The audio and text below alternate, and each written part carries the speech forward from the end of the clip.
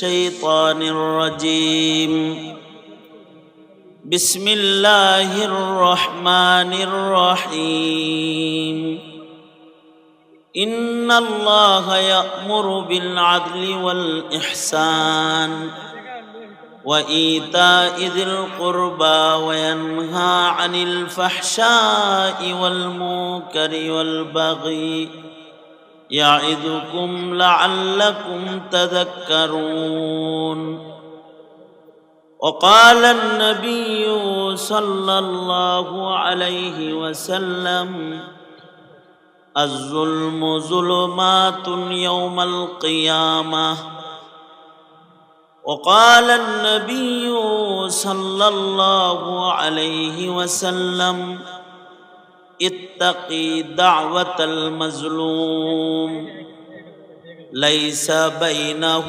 وبين الله حجاب أو كما قال عليه الصلاة والسلام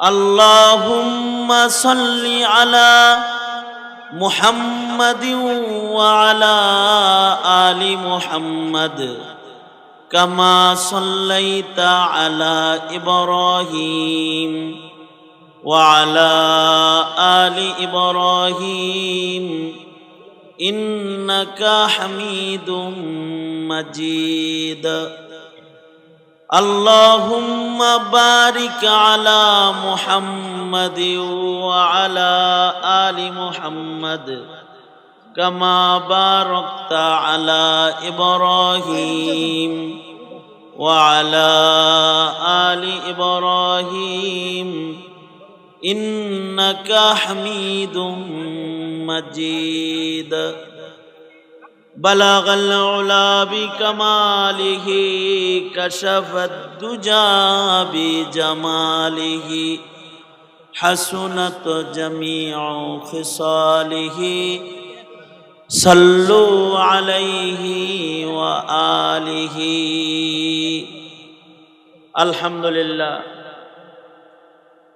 singer গুরুস্থান মাদ্রাসার আয়োজনে আয়োজিত মহতি মাহফিলের মোহতারাম সাদার মোহতারাম সভাপতি উপস্থিত হযরত বুজুর্গ উলামায়ে কেরাম সম্মুখপানে সমবেত দিন প্রিয় ইসলাম প্রিয় দিনদার ইমানদার মুমিন মুসলমান ভাইরা বুড়া বাবারা যুবক ভাইরা পর্দার আড়ালের মা বোনেরা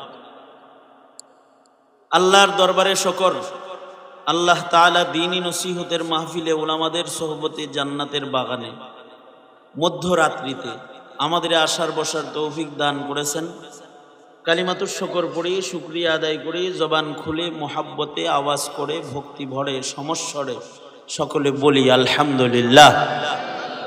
ওলামা হযরতগণ গুরুত্বপূর্ণ নসিহত করেছেন। আমি বরকতের নিয়তে আল্লাহর কালামের সূরা নাহাল থেকে 90 নম্বর আয়াত আপনাদের সামনে পড়েছি। নবী পাকের দুটি হাদিস আপনাদের সামনে পেশ করেছি। এগুলোকে সামনে করে কিছু কথা বরকতের নিয়তে বলা, আল্লাহ তাআলা কিছু উপকারী কথা আপনাদের কানে পৌঁছানোর তৌফিক দান করেন। আপনারা দোয়া করুন, বলুন আমিন। মুহতারাম হাজিরিন, আল্লাহর কোরআনের এটা একটা গুণ, আল্লাহর কোরআনের একটা এজাজ, একটা অলৌকিকত্ব এটা, যে কোরআন মজিদের মজলিসে যদি কেউ বসা থাকে তো তার দিলের কালি দূর হইতে থাকে। পানির ভেতরে ঢেউয়ের ভেতরে যদি কেউ দাঁড়ায় থাকে তার গায়ের ময়লা থাকে না, যায়? হ্যাঁ, ময়লা দূর হয় না? কোরআনের মাহফিলে এত বেশি পরিমাণে রহমত বরকত বর্ষিত হয়। এই যে রাত 12টা হয়ে গেছে, এই এই এই সব আপাতত কথা বন্ধ করো, পিচ্ছি পাচ্ছি যা আছে সব কথা বন্ধ। হ্যাঁ, গল্প করো না। হ্যাঁ, দোনো হাত উপরে তোলো, দোনো হাত উপরে তুলি, নাড়াচাড়া দিই, জবান খুলি, জোরে বলেন সুবহানাল্লাহ, আলহামদুলিল্লাহ, লা ইলাহা ইল্লাল্লাহ, আল্লাহু আকবার, আল্লাহু আকবার। হাত নামান। তো এই যেমন এইদিকে ছিলেন, কিছু কথা, অল্প কিছু কথা এইদিকে শুনলে মনে থাকবে, খেয়াল করে কথা না শুনলে কিছু মনে থাকে না। যে কোনো কথা যদি খেয়াল করে শোনা হয় তাহলে এটা অনেক দিন মনে থাকে, অনেক দিন আমল করার জন্য নসিহতগুলো সাহায্য করে। তো যেটা বলতেছিলাম আমি, যেটা কোরআনে হাকিমের একটা এজাজ, অলৌকিকত্ব, যে কোরআন শরীফের মজলিসে যদি কেউ যদি নিরিবিলি বৈশাও থাকে, তাতেও তার দিল সাফ হইতে থাকবে জিকিরের মজলিসে, কারণ রহমত বর্ষিত হয়। আপনারা তো শুধু নিরিবিলি বৈশারণ নাই, বৈশা বৈশা অনেক নসিহত শুনেছেন, সদকার আমল হইছে, নেক কাম হইছে, নেক কাজের একটা প্রতিযোগিতা হইছে, নেক কাজের একটা। এই আজিজ ভাই, আপনি কি শুরু করে দিলেন? আপনি ওদিকে কিচ্ছু বুঝছেন না, সামনে দিয়ে গল্প করেন। তা নেক কাজের এই যে একটা প্রতিযোগিতা হইছে, এখানে বসে থাকলেও দিল সাফ, আর সেকেন্ডে সেকেন্ডে, মুহূর্তে মুহূর্তে নেকি আমল নামায় জমা হইতে থাকবে। ওলামায়ে কেরাম এখানে কথা বলেছেন, কোরআন শরীফের আয়াত পড়ছে, তরজমা করছে, নসিহত করছে, এগুলোর দাম কত? যে কোরআনে কারীম শুনলে ইমানদারের ইমান বাড়ে। আল্লাহু আকবার বলেন। ইমানদারের ইমান যে কোরআন শুনলে বাড়ে, এই গ্যারান্টিটা আমার দেয়া না, এই গ্যারান্টিটা দিছে কে? আল্লাহ। ওয়াইযা তুলিয়াত আলাইহিম আয়াতুহু যাদাতহুম ঈমানা। মুমিনের সামনে যদি কোরআন পড়া হয় তো মুমিনের ঈমান বেড়ে যায়।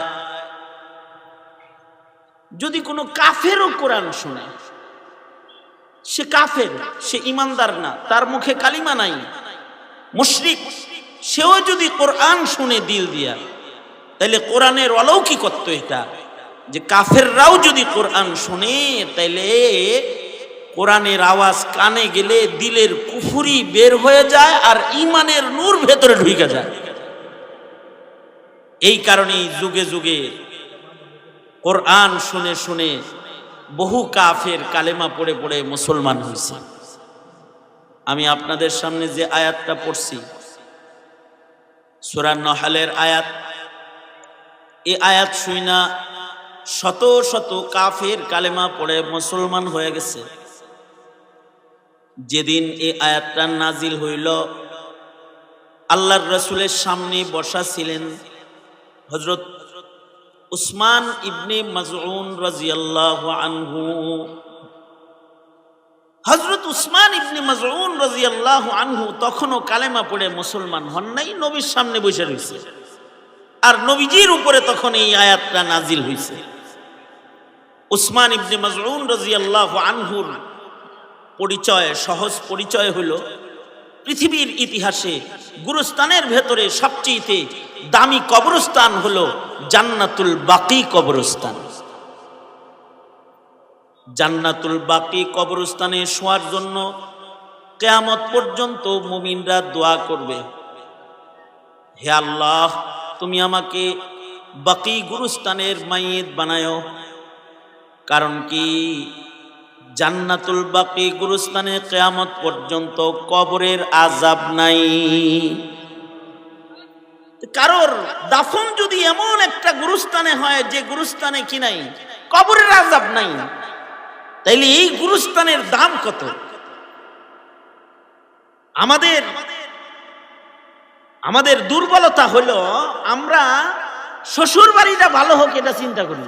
কারোর শ্বশুর বাড়ি যদি গাঙ্গের ওইবার হয়, গাড়ি যাইব না, তাহলে পছন্দ হয় না, কি শ্বশুর বাড়ি গাঙ্গের ওইবার।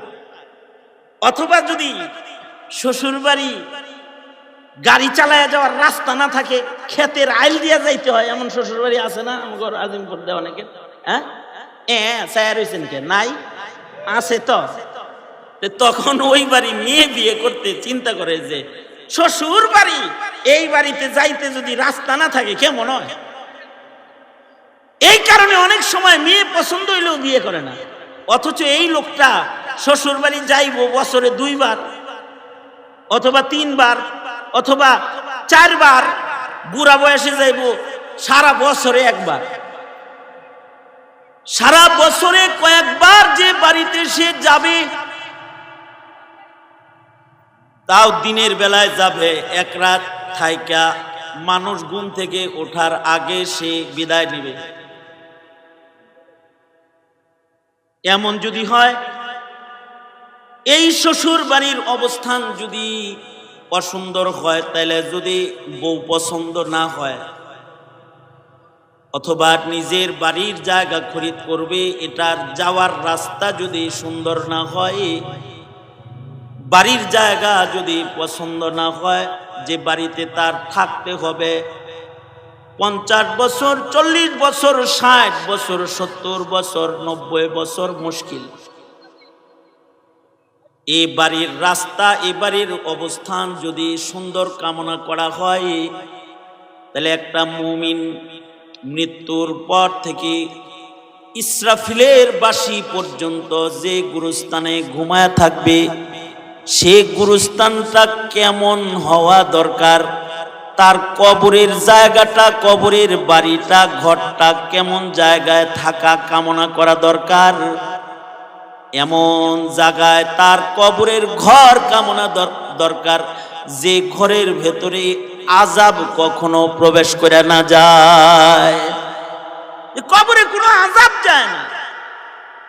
বিদ্যুৎ আছে এমন এরিয়ায় যদি বাড়ি হয়, তাহলে যেমন পরের বাড়ি বিদ্যুৎ থাকলেও এই বাড়িতে কিছু আলো আসে, ওইরকম কবরের ঘরটা যদি ভালো কবরের পাশে হয় অথবা ভালো জায়গায় হয়, তাহলে তার কবর ঘর সুন্দর হয়।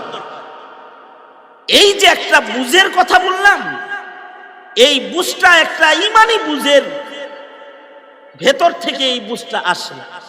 যদি ইমান কারোর ভেতরে থাকে, আর যদি কারোর ভেতরে কবরের বিশ্বাসী না থাকে, নাস্তিক মার্কা হয়, হে কবরের আযাব বিশ্বাস করে না, কবরের সাপ বিচ্ছু বিশ্বাস করে না, কবরের সওয়াল জবাব বিশ্বাস করে না, যদি তার ইমানটা এত দুর্বল হয়, তাহলে আর তার এমন চিন্তা ভাবনা কিছু আসবে না। এ কারণে দুনিয়ার মাটিতে কিছু গুরুস্থান আছে, এগুলো দামি গুরুস্থান। যে গুরুস্থানটা রাসূলের কবরের কাছে, গুরুস্থানটা হলো সারা পৃথিবীর সবচেয়ে দামি কবরস্থান, জান্নাতুল বাকি। জান্নাতুল বাকি গুরুস্থানের মাইয়িত যদি কেউ হয়ে যায়, তাহলে তার কবরের আযাব মাফ। আল্লাহু আকবার। কবরের আযাব তার মাফ। অথবা যদি মক্কায় যায় কেউ মরে, আর তার কবরটা যদি হাজীদের কবরস্থানে হয়, হাজীদের কবরে আযাব নাই। এবং আশ্চর্য বিষয় হলো, হাজীদের গুরুস্থানে অন্য কাউকে মাটি দেওয়া হয় না। পৃথিবীতে কিছু কবরস্থান আছে যেখানে অন্য কাউকে মাটি দেওয়া হয় না। মদিনার বাইরে মারা গেলে তাকে মদিনায় মাটি দেওয়া হয় না, মদিনার ভিতরে আর ঢুকানো হয় না। তার মানে হলো তার কবর আল্লাহ মদিনায় কবুল করে নাই, বাইরে মরছে বাইরেই রাখো। আর বাহির থেকে গিয়েও কেউ যদি মদিনায় মারা যায়, তার লাশ আর ফেরত দেওয়া হয় না, তাকে আল্লাহ পছন্দ করেছে, তাকে মদিনায় শোয়ায় দাও। কেউ যদি মক্কায় যায় মরে যায়, হাজীদের গুরুস্থানে তারে মাটি দেওয়া হয়। তাই বলে কিন্তু বিদেশে চাকরি করে কেউ যদি মরে, তারে হাজীর গুরুস্থানে মাটি দিবে না। তার লাশটা সুন্দর করে পেঁচায় আবার তার বাড়ি পাঠায় দিবে, কারণ সে আল্লাহর মেহমান হিসেবে মরে নাই, চাকরিজীবী হিসেবে মারা গেছে। আল্লাহর মেহমানদের গুরুস্থানের ভেতরে যার তার শোয়ার সুযোগ নাই। আল্লাহর মেহমানদের গুরুস্থানে যদি কারোর মরণ হয়ে যায়, আশা করা যায় কবরের আযাব মাফ। কবিদের ভেতরে একজন কবি আছে, যার কথা সকলে স্মরণ করে বড় গর্বের সাথে। তাদের ভেতরে যে সকল কবির কথা স্মরণ করা হয় গর্বের সাথে, তাদের ভেতরে কবি নজরুল একজন। কবি নজরুল তার বসত ভিটার চিন্তা যতটা করছেন, তার চেয়ে কবরের চিন্তা বেশি করেছেন। শেষ বেলায় তার কবর যেন মসজিদের পারে হয়, এজন্য সে কবিতাও লিখেছে। মসজিদেরই পাশে আমার, মসজিদেরই পাশে আমার কবর দিও ভাই, যেন গড়ে থেকেও মুয়াজ্জিনের আজান শুনতে পাই।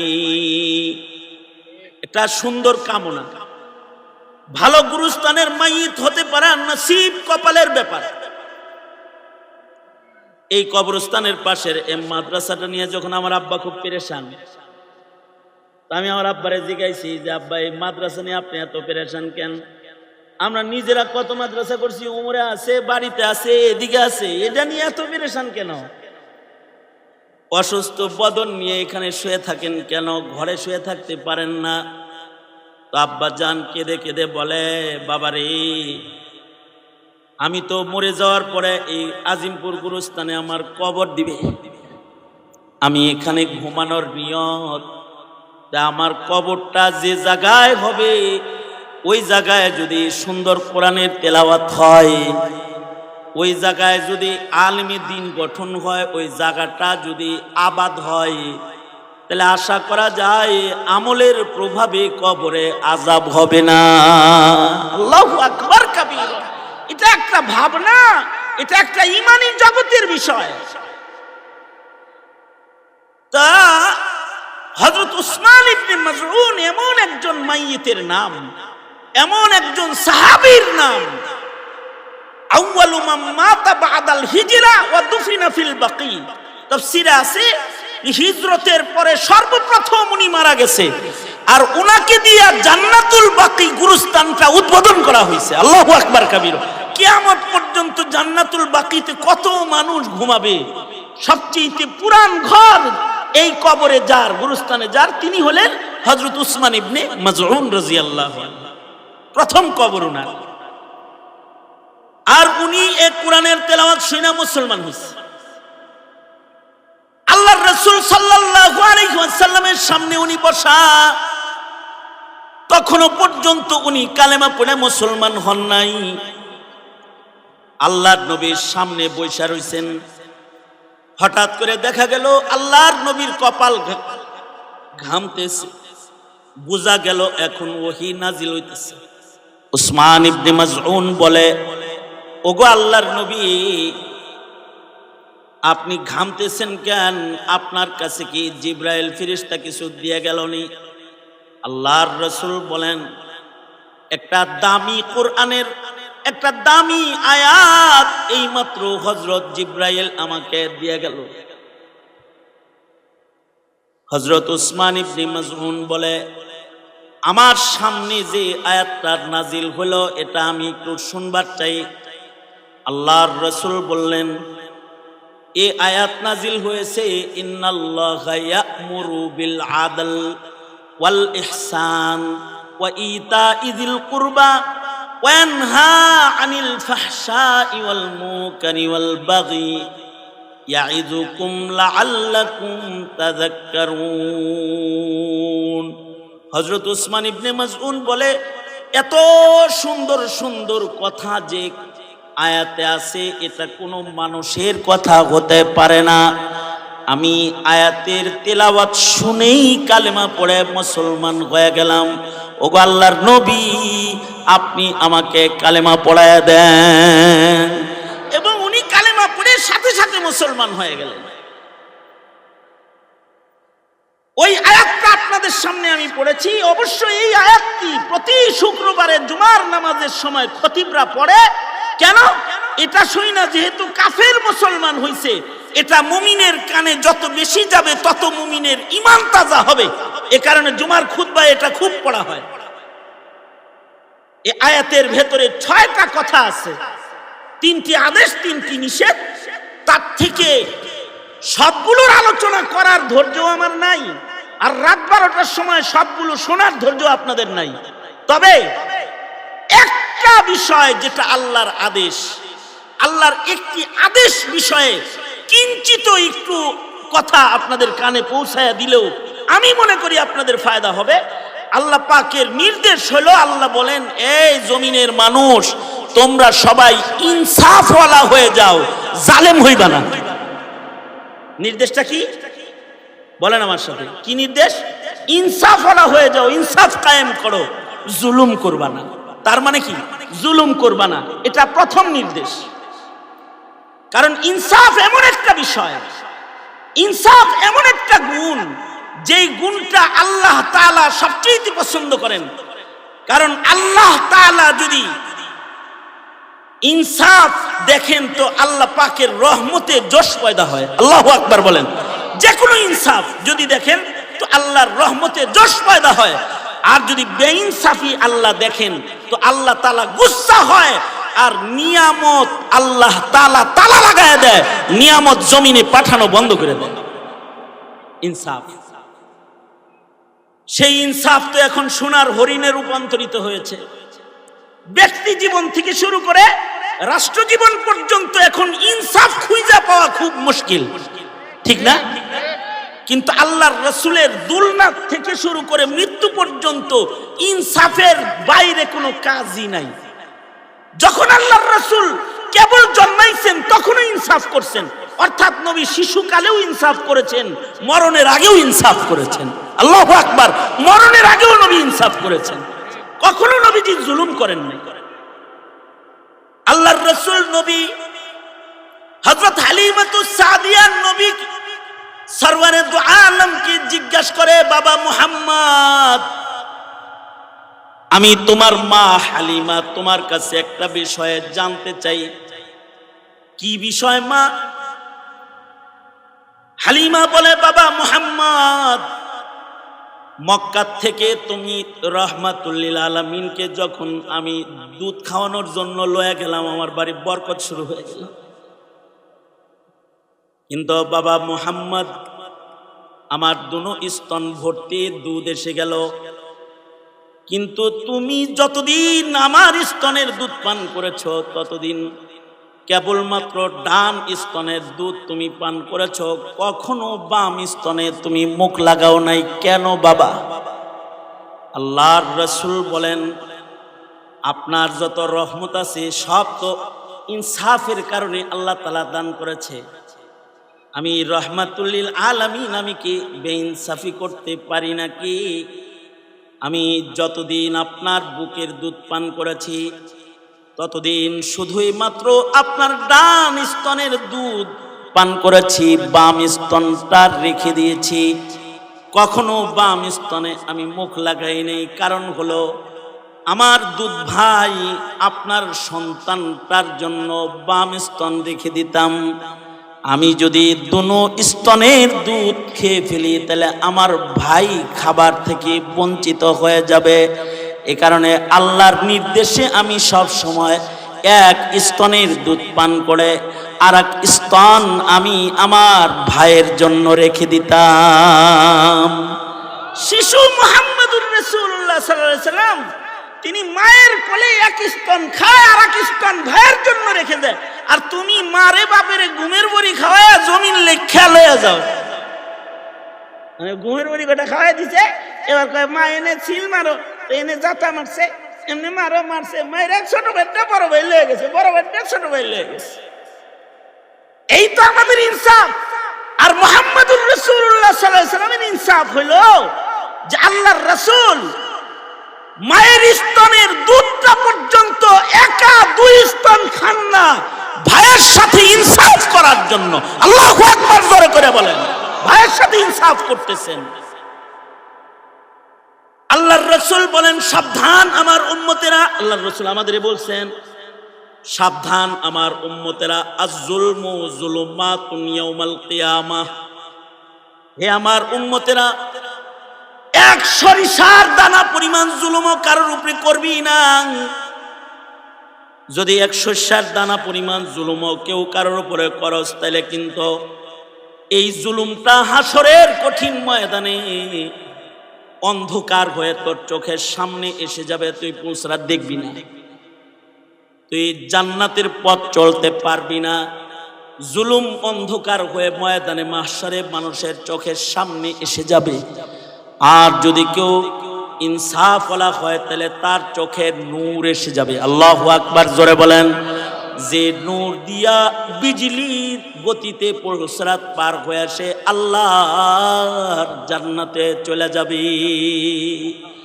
এ কারণে আল্লাহর রাসূল কখনো এক যাররা পরিমাণ বেইনসাফিও করে নাই।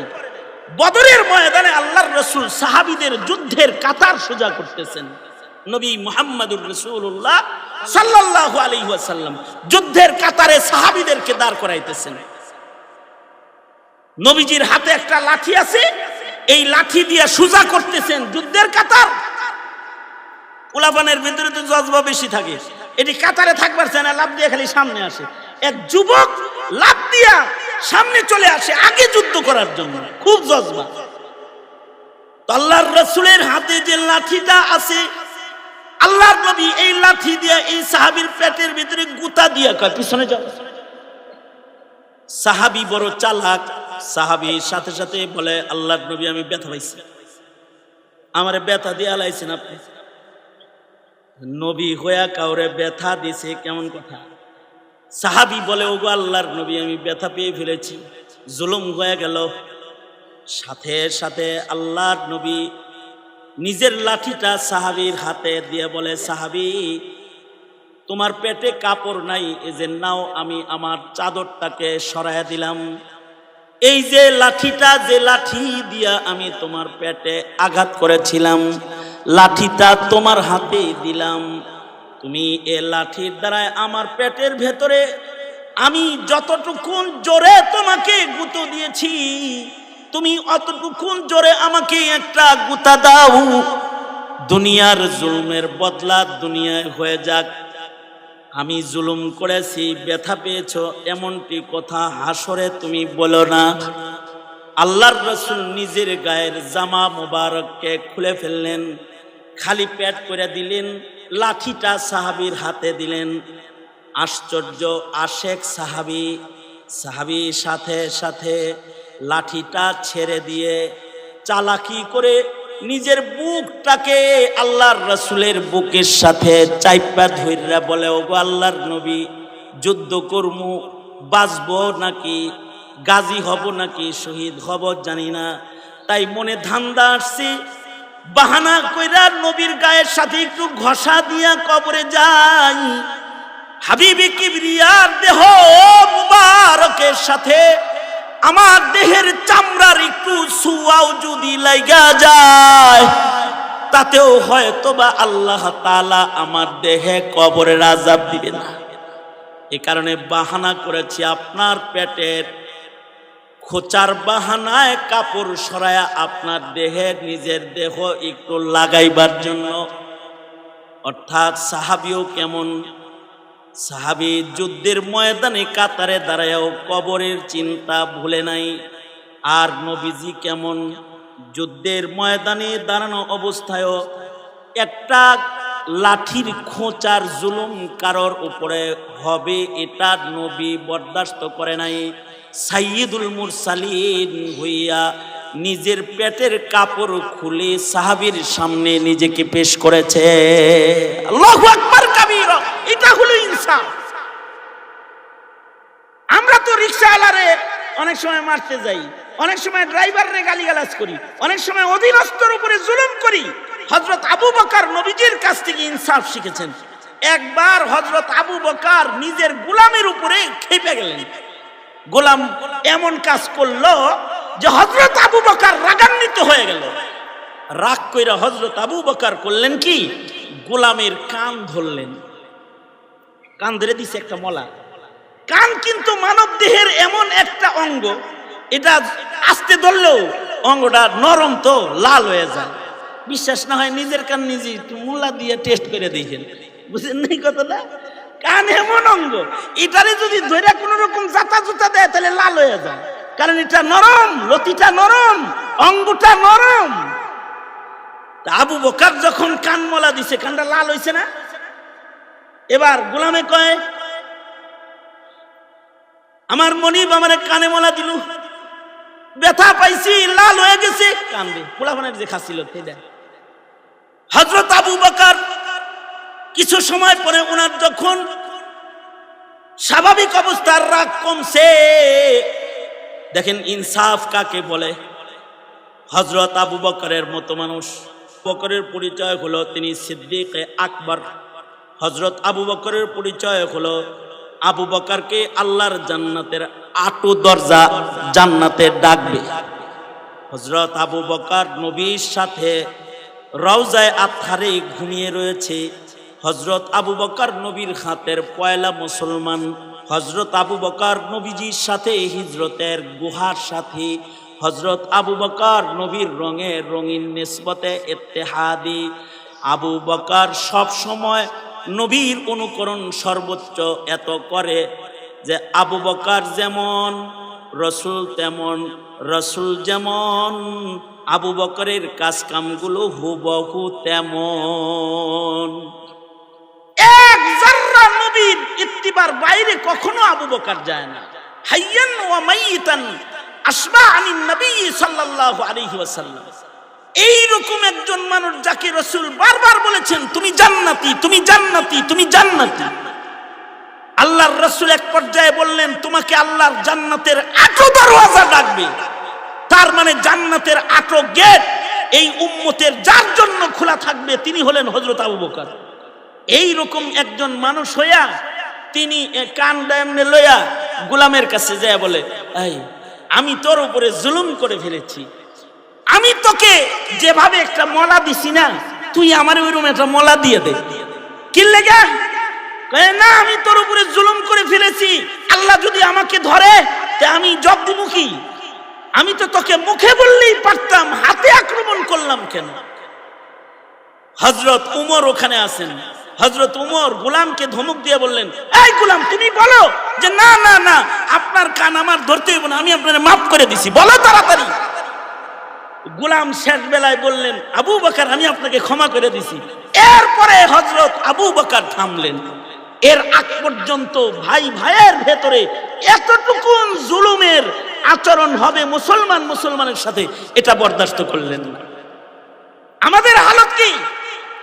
আমরা তো রাজনৈতিক বিরোধের কারণে, ব্যবসায়িক স্বার্থের কারণে অথবা যে কোনো স্বার্থের কারণে এক ভাই আরেক ভাইয়ের উপরে জুলুম করি, লাগে যেন আমরা মরুমও না আর আমাদের বিচারও মনে হয় আল্লাহ তাআলা করতে পারবেন না। আমাদের জিন্দেগির অবস্থা হলো অনেকটা এমন। জমিনে এখন রহমত নাই, গজবে চতুর্দিকে বালা মুসিবতে জর্জরিত। কারণ কি? একটা বড় কারণ হলো আমাদের ভিতরে ইনসাফ নাই। আশ্চর্য একটা বিষয়, জুলুম এটা এমন একটা বিষয়, জুলুম করা লাগে না।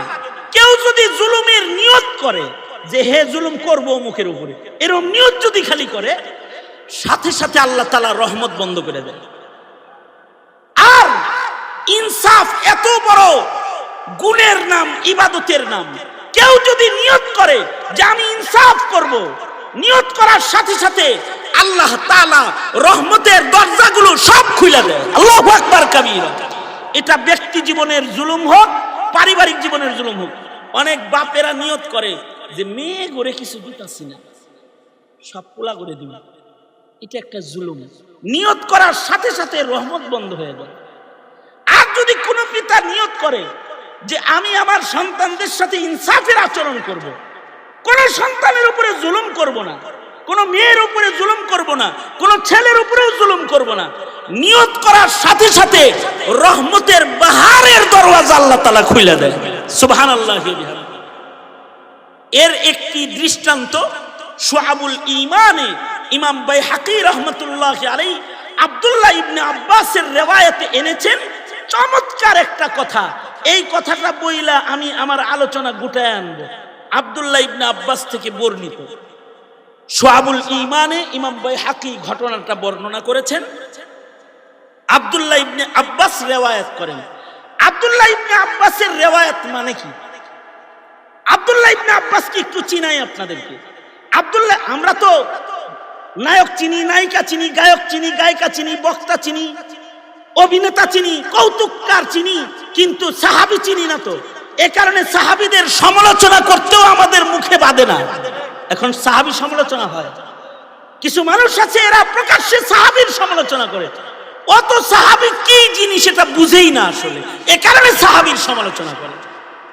আব্দুল্লাহ ইবনে আব্বাস সাহাবীদের ভিতরে এমন একজন সাহাবী, কথা খেয়াল করে যদি শোনেন তাহলে সুবহানাল্লাহ বলতে সহজ হইব।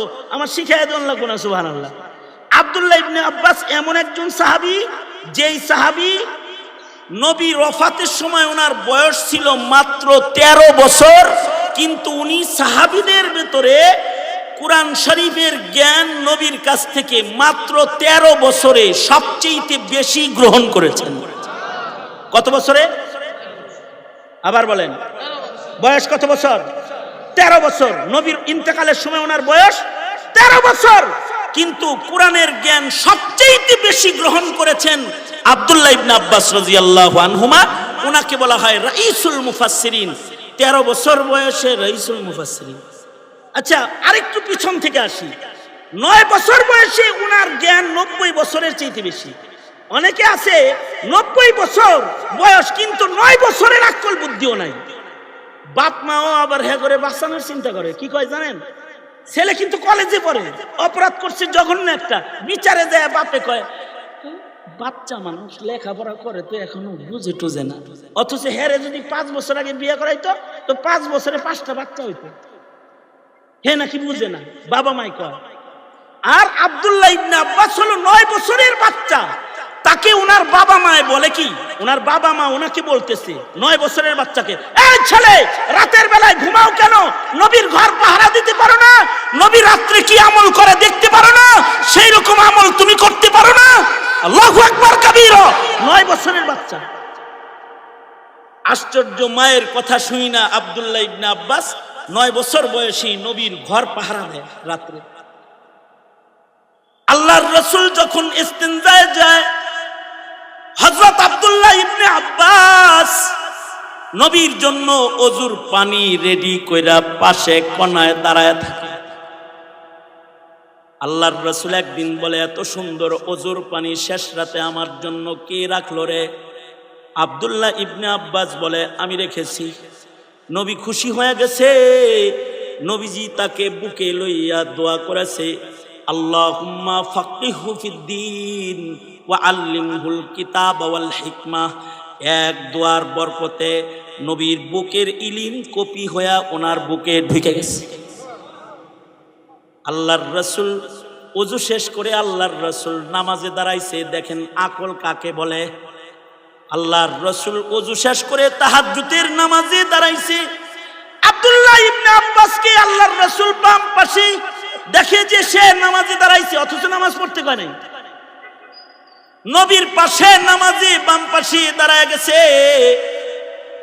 আব্দুল্লাহ ইবনে আব্বাস বলেন, আমি তো জানি না যে ইমামের ডান পাশে খাড়ান লাগে, কিন্তু আমি যখন বাম পাশে দাঁড়িয়েছি, আল্লাহর রাসূল আমার ঘাটটা ধইরা আমাকে বাম পাশ থেকে ডান পাশে নামাজের ভিতরে এনে দাঁড় করাইছে, আর নবীর বরাবর আমাকে দাঁড় করাইছে।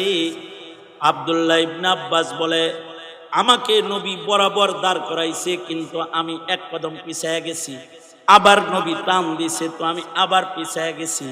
নামাজ শেষ করে আল্লাহর রাসূল বলে, আব্দুল্লাহ রে, আমি তোমাকে আমার পাশাপাশি দাঁড় করাই, তুমি এক কদম করে পিছনে কেন যাও?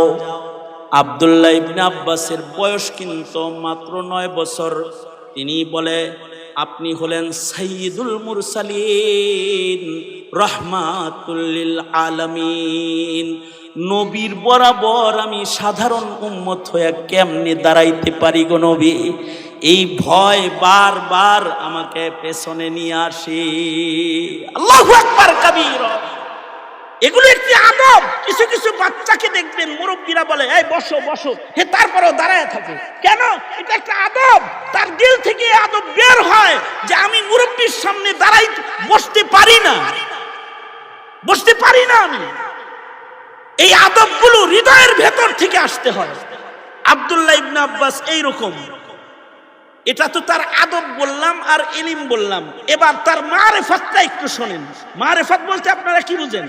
মারেফাত হলো ওই দূরদৃষ্টির নাম যা দিয়ে মানুষ এমন জায়গায় চলে যায় ব্যক্তি তার যোগ্যতা দিয়ে সেখানে যেতে পারে না। ওটা মারেফাত।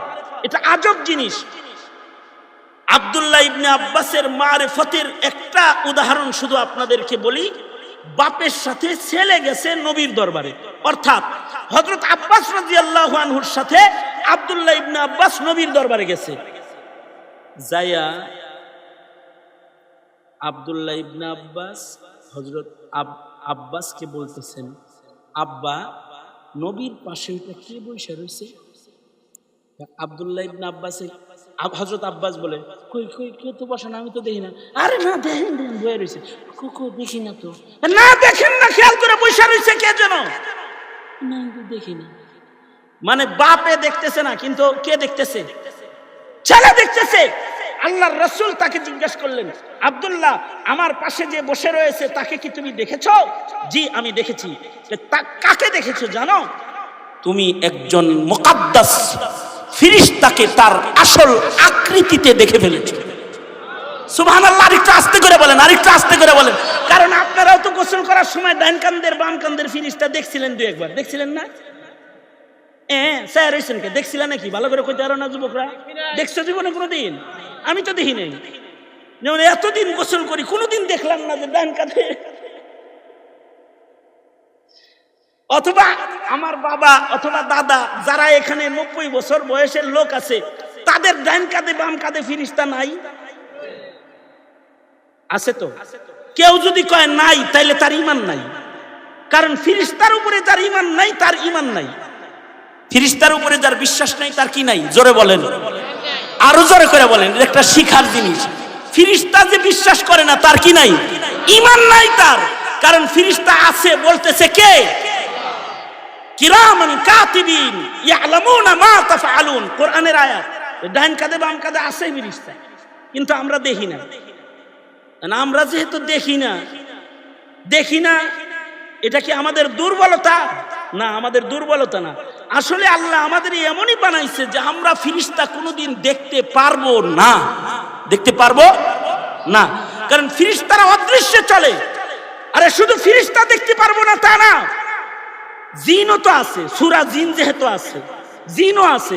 জিনও আমরা আমাদের চোখ দিয়ে দেখতে পারবো না, যদি না জিন নিজেকে প্রদর্শন না করে। কারণ জিনদের একটা সিফাত হলো ইয়াতাশাক্কালু বিআশকালিন মুখতালিফাতিন, জিনেরা নিজেদেরকে বহু রূপে মানুষের কাছে পেশ করতে সক্ষম। কখনো সাপের রূপ, কখনো বিলের রূপ, কখনো মানুষের রূপ, কখনো পেতনির রূপ। যদি ধরে রূপ, তাইলে প্রকাশ করতে পারে। যদি এরকম রূপ প্রকাশ করে, তাইলে দেখতে পারো। কিন্তু তার যে আসল একটা আকৃতি আছে, আগুনের তৈরি আকৃতি, এইটা দেখার মতো চোখ আমাদের নাই। আল্লাহ দেই নাই এটা দেখার চোখ আমাদেরকে। ইমাম শাফি রহমাতুল্লাহ আলাইহি বলেছেন, কেউ যদি দাবি করে, অনেক সময় বন্ধ করে দাবি করে বসে না অনেক কিছু, যে আমি তো ফেরেশতাও দেখি, কিন্তু ইমাম শাফি বলেন কি, কেউ যদি দাবি করে যে আমি জিন দেখি সরাসরি, এটা যদি কেউ দাবি করে, তাহলে ইমাম শাফি বলে ও আস্ত একটা কাযযাব, মিথ্যাবাদী। ও কি? যেটা ইলম শিখাইতেছি একটা। কেউ যদি দাবি করে যে আমি জিন দেখছি, মিথ্যাবাদী। জিন দেখে নাই, জিনকে আসল আকৃতিতে দেখা সম্ভব না। আচ্ছা তাইলে বলেন, জিনরে যদি আসল আকৃতিতে দেখা সম্ভব না হয়, তো ফেরেশতা দেখা সম্ভব? এরপরেই হলো তাবারক দামাত বারাকাত। আব্দুল্লাহ ইবনে আব্বাস রাদিয়াল্লাহু আনহু বলেন, চাচা আর 5-7 মিনিট কই আলাই? হ্যাঁ ইনশাআল্লাহ। আব্দুল্লাহ ইবনে আব্বাস রাদিয়াল্লাহু আনহু বর্ণনা করেন যে পূর্বের যুগের এক রাজা ছিল, বড় নেককার রাজা, বাদশা। এই বাদশা শিকার করার জন্য জঙ্গলে গেছে। বাইহাকি শরীফ, ইমাম বাইহাকি শুআবুল ঈমানের ভেতরে ঘটনাটা আনছেন যে শিকার কার্যে গেছে, যে সন্ধ্যা হয়ে গেছে, পাখি শিকার করতে গেছে, যায় এত সন্ধ্যা হয়ে গেছে। যখন সন্ধ্যা হয়ে গেছে, তখন জঙ্গলের পাশেই এক কাঠুরিয়ার বাড়িতে বাদশা মেহমান হয়েছে। নিজের পরিচয় গোপন করেছে, পরিচয় দেয় নাই। কেন পরিচয় দেয় নাই? পরিচয় যদি দেয় তাইলে তো হের মেহমানদারি করতে কষ্ট হবে, এ কারণে পরিচয় দেয় নাই। সাধারণ বেদুইন পরিচয়ে কাঠুরিয়ার ঘরে ঢুকে গেছে। কাঠুরিয়াও বড় নেককার, তিনি মেহমান হিসেবে তাকে মেহমান নেওয়াজির জন্য প্রস্তুত হয়ে গেছে। সন্ধ্যাবেলায় এই কাঠুরিয়ার গরু গাভীগুলো জঙ্গল থেকে বাড়িতে এসেছে। তো এই কাঠুরিয়া একটা গাভীর স্তনের দুধ দহন করতেছে। কিন্তু আশ্চর্য একটা গাভী, এই গাভীর একটা গাভীর স্তন থেকে 30টা গাভীর দুধ হয়, এরকম বরকতের একটা গাভী এটা। আব্দুল্লাহ ইবনে আব্বাস বলেন একটা গাভীর স্তন থেকে 30 গাভীর দুধ বাইর হইছে। নিজে খাইছে এবং বাদশাকে খাওয়াইছে, চিনে না তো, মেহমান হিসেবে খাওয়াইছে।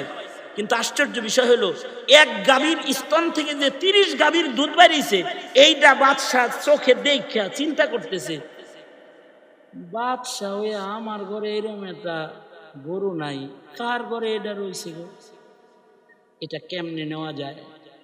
কুফন দিয়া আসতেছে। তার ধান্দা হলো আমি আমার ক্ষমতার বল দিয়া এই ভালো গাভীটাকে কাঠুরিয়ার বাড়ি থেকে নিজের রাজমহলে প্রবেশ করাবো।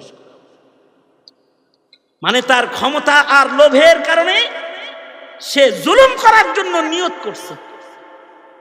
কিন্তু পয়লা দিন মেহমান হইছে, দুধ খাইছে পেট ভরে, আজকেই যদি কয় তোর গরু নিমু, জিনিসটা কিরকম হয়ে যায় না? এখন চিন্তা করছে যে জায়গা আর একদিন আমনি আয়া বাহানায় নিজের পরিচয় দিয়ে একভাবে লয়ে যামনি গেছে। 7 দিন পরে আবার শিকার করার জন্য জঙ্গলে এসেছে। সন্ধ্যাবেলায় মেহমান হইয়া কাঠুরিয়ার বাড়িতে আবার হাজির হয়ে গেছে। কাঠুরিয়া দেখা কয় দোস্ত আইছেন, আলহামদুলিল্লাহ বসেন। বাদশা যে আইছে এটা তো জানে না, খেয়াল করতেছে গাভীটা সন্ধ্যাবেলায় আসেনি, দেখে গাভীটাও আসছে। আজকেও মেহমান এসেছে, তো বালতি লইয়া যায়া কাঠুরিয়া তাহার গাভীর স্তন থেকে দুধ দহন শুরু করেছে। আব্দুল্লাহ ইবনে আব্বাস বলেন এই গাভীটার স্তন থেকে গত 1 সপ্তাহ আগে 30টা গাভীর দুধ এক গাভীর স্তন থেকে এসেছে, কিন্তু আজকে যখন দুধ টানতেছে মাত্র 1 কেজি শেষ। বাদশাহ বলে এটা কি তোমার সেই গাভী না? রঙে তো মনে হয় যেটার স্তন থেকে 30 গাভীর দুধ বেরিয়েছিল, বর্তন সব ভরছিল, এটা না? এটা কয় জি বাদশাহ, এটা তো সেই গাভীটাই, কিন্তু ধীরে ধীরে এটার দুধ 7 দিনে কমে গেছে, এখন মাত্র 1 কেজিও হইবার চায় না। বাদশাহ বলে বন্ধু এটার কারণ কি বলতো? কাঠুরিয়া বলে আমার মন বলে আমাদের বাদশাহ মনে হয় কোনো জুলুম শুরু করেছে। লোকটা চিন্তা করতেছে আমি তো বাদশাহ, এখন আমি যদি কই যে আমি বাদশাহ, আমি নিজে আস্তে এটা জালেম হয়ে যাই। নিজে নিজে শর্মিন্দা হইছে, হায় রে বাদশাহ জুলুম করেছে দেখা তার জুলুমের প্রভাবে গাভীর স্তনের দুধ কমে গেছে।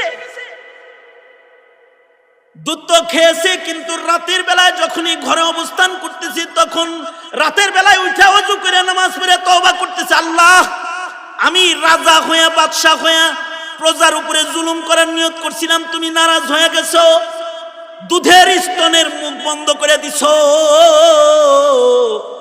30 গাভীর বরকত বন্ধ করে 1 কেজিতে নামায় নিয়ে এসেছো, তুমি নারাজ হয়েছো। ওগো আল্লাহ আমি তওবা করতেছি, এমন জুলুম তো দূরের কথা, যতদিন তুমি আমাকে বাদশার মসনদে বসায় রাখবে আমি 1 জাররা জুলুম কখনো কারোর উপরে আর করব না বলে ওয়াদা করলাম। তওবা করে সকাল বেলায় বাদশার রাজ দরবারে চলে গেছে। আবার 7-8 দিন পরে চিন্তা করতেছে, তওবা করলাম, ইনসাফ করার নিয়ত করলাম, যাই আজকে যা দেখি গা গরুর দুধ কি বাড়ছে নাকি তেমনি কমছে। আবার বাহানা করে শিকার কার্যে চলে এসেছে 3rd টাইম, 3য়বার। সন্ধ্যাবেলায় বাহানা করে কাঠুরিয়ার বাড়ির মেহমান হয়ে গেছে। হযরত আব্দুল্লাহ ইবনে আব্বাস বলে সন্ধ্যাবেলায় বাদশাহ অপেক্ষা করতেছে, দেখি গাভীটা আজকে আসেনি, দেখে গরুর পাল সন্ধ্যাবেলায় বাড়ি আসছে, আর ওই গাভীটাও আসছে। সন্ধ্যাবেলায় স্তন দহন করার জন্য কাঠুরিয়া বালতি নিয়ে সামনে চলে গেছে। আজকে দুধে বরকত আর বরকত আর বরকত। আবার 30 গাভীর দুধের পরিমাণ দুধ 1 গাভীর স্তন থেকে বের হয়ে গেছে। বাদশাহ লোকটাকে কয় এটা কি সেই গাভী নাকি? যেটা সেদিন 1 কেজি হয় নাই। কয় হঠাৎ করে আবার এর ভেতরে বরকত বাড়ছে, 30 গাভীর দুধ আগের মতন ডেলিভারি দেওয়া এখন আবার শুরু করছে। বাদশাহ বলে, বন্ধু এটা কেমনে হইল? কাঠুরিয়া বলে, আমার রাজ্যের বাদশাহ মনে হয় ইনসাফ শুরু করেছে। আব্দুল্লাহ ইবনে আব্বাস বলে, সাথে সাথে বাদশাহ লোকটাকে জড়ায় ধরে বলে, আরে না না না, বরকত বন্ধ হওয়ার জন্য জুলুম করা লাগে না, আর বরকত চালু করার জন্য ইনসাফ করাও লাগে না। জুলুমের নিয়ত যদি কেউ করে তাতেও বরকত বন্ধ হয়ে যায়, আর ইনসাফের নিয়ত যদি কেউ করে তাতেও রহমতের দরজা খুলে যায়। বন্ধুরে, আমারে মাফ করে দিও, আমি তোমার ওই রাজ্যের বাদশাহ, আমি জুলুম নয়, শুধু তোমার ভালো একটা গাভী দখল করার জুলুমের চিন্তা আমি আমার ভেতরে এনেছিলাম। এ কারণে আসমানের মালিক আল্লাহ রহমত বন্ধ করে দিয়েছে, গাভীটার স্তন শুকায় গেছে। আমি বাদশাহ আবার ইনসাফ করার নিয়ত করেছি, আল্লাহ তাআলা আমার ইনসাফের নিয়তের বদলায় রহমত বরকত আল্লাহ তাআলা বাড়ায় দিয়েছে। ইনসাফ যদি কেউ নিয়ত করে করার, তাতেও আল্লাহ রহমত দেয়। সুতরাং কে কতটুকু ইনসাফ করতে পারবো তা জানি না, তবে আমি এটা বলতে চাই, আব্দুল্লাহ ইবনে আব্বাসের রিওয়ায়াত মাফিক আমরা কি জীবনে আর জুলুম করব না, ইনসাফ করব, এই নিয়তটাও কি আজকে করতে পারি না? ইনশাআল্লাহ হাত তুলি বলেন ইয়া আল্লাহ। আর জোরে বলেন, জোরে বলেন ইয়া আল্লাহ।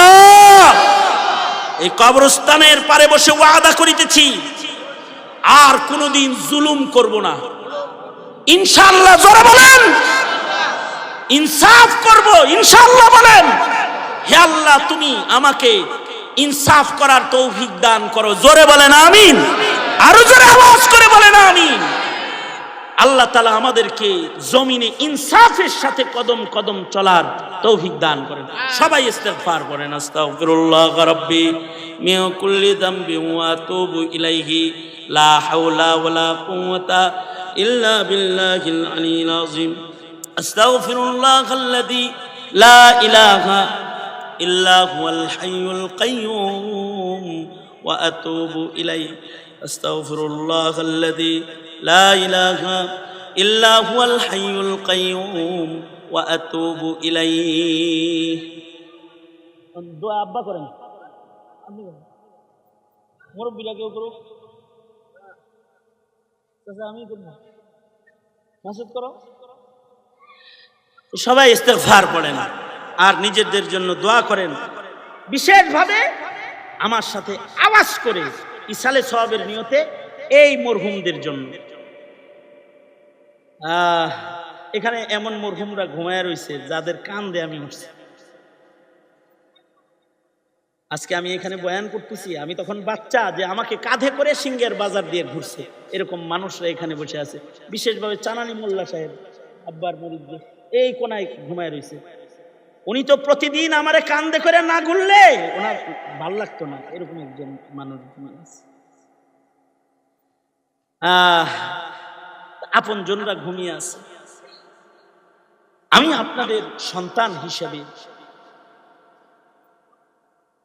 আপনাদের কাছে আরজি জানাই, এই মাদ্রাসাটার প্রতি বিশেষ খেয়াল রাখবেন ইনশাআল্লাহ। বলেন, আমাদের সাবেক মেয়র মহোদয় এই মাদ্রাসার কল্যাণে ওনার দিলটা যতটা তৈয়ার, আব্দুল আজিজ ভাই সহকারে এই অত্র অঞ্চলের এই নেতৃস্থানীয় যারা আছে সব এইটাকে গনিমত মনে করি আমরা। কারণ বিলাখের সকলকে এখানে ঘুমাইতে হবে, কবরটা এখানে হবে, এই খেয়াল রাখবেন ইনশাআল্লাহ। একবার সূরা ফাতিহা আওয়াজ করে পড়েন ইসালে সওয়াবের নিয়তে, 3 বার সূরা ইখলাস। আউযু বিল্লাহি মিনাশ শাইতানির রাজিম, বিসমিল্লাহির রহমানির রহিম, আলহামদুলিল্লাহি রাব্বিল আলামিন, আর রহমানির রহিম, মালিকি ইয়াউমিদ্দিন, ইয়াকা না'বুদু ওয়া ইয়াকা নাস্তাঈন, اهدنا الصراط المستقيم صراط الذين أنعمت عليهم غير المغضوب عليهم ولا الضالين آمين بسم الله الرحمن الرحيم قل هو الله أحد الله الصمد لم يلد ولم يولد ولم يكن له كفوا أحد بسم الله الرحمن الرحيم قل هو الله أحد الله الصمد لم يلد ولم يولد ولم يكن له كفوا أحد بسم الله الرحمن الرحيم قل هو الله أحد الله الصمد لم يلد ولم يولد ولم يكن له كفوا أحد صلى الله على سيدنا ومولانا محمد وعلى آله وأصحابه وبارك وسلم صلى الله على سيدنا ومولانا محمد وعلى آله وأصحابه وبارك وسلم الحمد لله رب العالمين والصلاة والسلام على سيد الأنبياء والمرسلين محمد وعلى آله وأصحابه أجمعين ربنا آتنا في الدنيا حسنة وفي الآخرة حسنة وقنا عذاب النار ফেলিয়ে না দিও রে মৌলা ফেলিয়ে না দিও গুনাহ যত করেছি আমরা ক্ষমা তুমি করিও বান্দা আছে বন্দিগি নাই শেষ করেছি জিন্দেগি আখেরাতের বিচার দিনে এ পাপীদের উপায় কি রহমান রহিম নামে নিয়েছি আল্লাহ তোমায় মানিয়া কেমন করে আমাদের তুমি জাহান্নামে ফেলিবা মাফ করে দাও আল্লাহ মাফ করে দাও গুনাহ যত করেছি আমরা ক্ষমা তুমি দাও রব্বুল আলামিন শ্রদ্ধাভাজন আব্বাজান সহকারে ইয়া আল্লাহ চাচারা রয়েছে আত্মীয় স্বজনরা রয়েছে ভাই বিরাদাররা রয়েছে রব্বুল আলামিন ঘরের সন্তান ঘরে বসে বসে কিছু কথা বলেছে মাদ্রাসার বাণী আব্বাজান রব্বুল আলামিন এলাকার মানুষরা প্রাণ উজাড় করে ভালোবাসে আল্লাহ ভিক্ষুকের মতো দুইটা হাত মাহফিল শেষে বাড়ায় ধরেছি রব্বুল আলামিন জিন্দেগীর সব গুনার জন্য তোমার কাছে মাপ চাই আল্লাহ আমাদের জিন্দেগীর যত গুনাহ আমরা করেছি ওগো আল্লাহ মেহেরবানি করে আমাদের জীবনের গুনাহগুলা মাফ করে দাও 10-10টা হাফেজে কোরআন ছেলেকে আজ পাগড়ি প্রদান করা হয়েছে রব্বুল আলামিন এই গুরুস্থানের মাইয়িতরা আজকে যে কত খুশি হয়েছে রব্বুল আলামিন এই কবরস্থানে অনেকের বাবা ঘুমায় রয়েছে অনেকের মা ঘুমায় রয়েছে এই গুরুস্থান থেকে অনেকে বাবা মা দুজন হারিয়ে এতিম হয়ে বসে বসে কবরের দিকে ইয়া আল্লাহ তাদের মা বাবার কবরের দিকে তাওয়াজ্জুহ দিয়েছে তাদের মা বাবা কবর থেকে যেন কাঁদতেছে সন্তান আজকে তুই আমার কবরের পারে বসা আজকে মাদ্রাসায় বসেছ মাহফিলে বসেছ বাবারে আমার জন্য একটু দোয়া কর সন্তানের দোয়া বাবার জন্য কবুল মায়ের জন্য কবুল ইয়া আল্লাহ এমন একটা বড় কাফেলা নিয়ে হাত তুলেছি যাদের পিতামাতা এই গুরুস্থানে ঘুমায় রয়েছে। আল্লাহ জীবনে আর কোনোদিন তার আব্বা ডাক নসিব হবে না আল্লাহ, আর জীবনে কোনোদিন মা ডাক তাদের নসিব হবে না আল্লাহ। যাদের পিতামাতা কবর জগতে রয়েছে তাদের চোখের পানি গড়ায় পড়ে গেছে, তাদের কলিজাটা খান খান হয়ে গেছে। আল্লাহ যদি মা বাবাকে পাইতো পাও জড়ায় মাপ চাইতো, ওগো আল্লাহ মাপ চাওয়ার মতো সুযোগ টুকুনো তো নাই। রাব্বুল আলামিন যাদের পিতামাতা রয়েছে ঘুমায়া তাদের কবর এখন জান্নাতের বাগান বানায়া দাও আল্লাহ। রাব্বুল আলামিন যাদের পিতামাতা অসুস্থ সুস্থ করে দাও আয় আল্লাহ। এই মাদ্রাসাকে আবাদ করে দাও, প্রাণ উজাড় করে এই গ্রামবাসী মাদ্রাসার খেদমত করতে পারে তৌফিক দাও। মেয়র চাচা সহকারে ভাই বেরাদার আপনজন যত নেতৃস্থানীয় লোকেরা রয়েছে দিলটা উজাড় করে এই প্রতিষ্ঠানের খেদমত তারা করে। আল্লাহ তাদের খেদমত গুলোকে তুমি কবুল মঞ্জুর করে নাও আল্লাহ। আয় রাব্বুল আলামিন এলাকায় সুন্নতের হাওয়া চালু করে দাও। এই আজিমপুরের ধর্মপ্রাণ মুমিন মুসলমানদেরকে একটা দাওরায়ে হাদিস মাদ্রাসার খাদেম হিসাবে কবুল করে নাও আল্লাহ। রাব্বুল আলামিন কালা রাসূলুল্লাহর দর্স হয় এমন মাদ্রাসার খেদমত তারা করতে পারে তৌফিক দাও। মাদ্রাসাটাকে পায়ে তাকমিল পর্যন্ত পৌঁছায় দাও। আয় রাব্বুল আলামিন জিন্দেগির খায়রের ফয়সালা করো আল্লাহ। বুড়াদের হযরত আবু বকর বানায় দাও, যুবকদেরকে খালিদ বিন ওয়ালিদ বানায় দাও, পর্দার আড়ালের মা বোনদের হযরত ফাতেমা খাদিজা বানায় দাও আল্লাহ। আল্লাহ মজলুম মুসলমানদের উপরে নাজাতের ফয়সালা করো, ফিলিস্তিনের মুসলমানদের মুক্তি দান করো, মসজিদুল আকসাকে আজাদ করে দাও আল্লাহ। আয় রাব্বুল আলামিন মজলুম উলামায়ে কেরামদেরকে তুমি মদদ আর নুসরত করো। আয় রব্বে করিম আমরা যারা হাত তুলেছি আল্লাহ জানি না কোন দোকানের কাফন আমাদের জন্য রেডি হয়ে গেছে, কোন সফের বাস না জানি আমাদের জন্য পেকে গেছে, কখন জানি মসজিদের কোনার পালকি বাড়ির দুয়ারে দাঁড়ায় যায়। ওগো আল্লাহ কবরের পালকি পাঠানোর আগে আমাদের নাম তোমার প্যারা বান্দার দপ্তরে উঠায়া দিও আল্লাহ। আদর করিয়া মানুষ আল্লাহ বানায়া কেমনি দিবা জাহান্নামে ফেলিয়া। মাফ কর মাফ করো